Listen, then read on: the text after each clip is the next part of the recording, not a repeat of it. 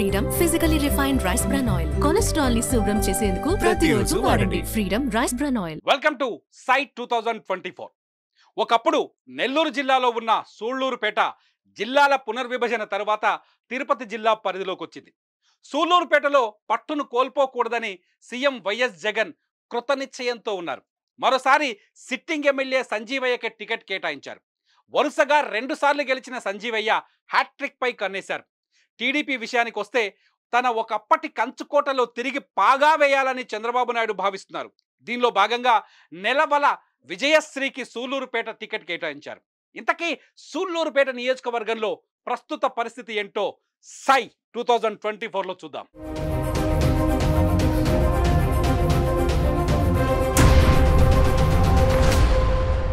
సూళ్లూరుపేట నియోజకవర్గంలో ఇప్పటి వరకు అందుతున్న సమాచారం ప్రకారం మొత్తం ఓటర్లు 2,36,565 మంది ఉన్నారు.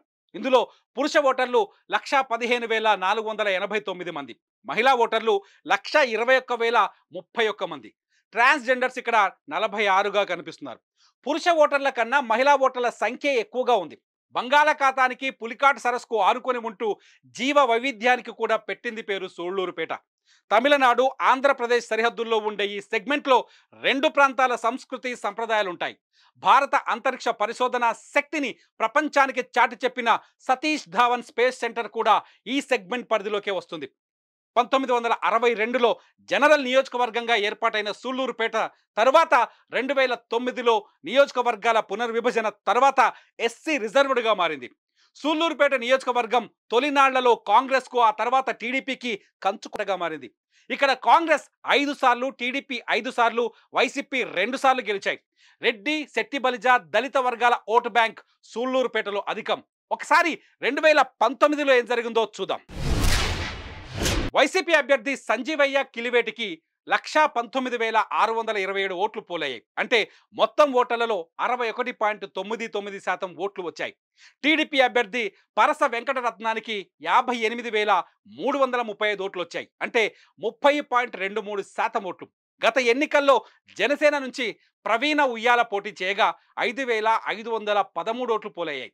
సంజీవయ్య 61,292 మెజార్టీతో అఖండ విజయం సాధించారు.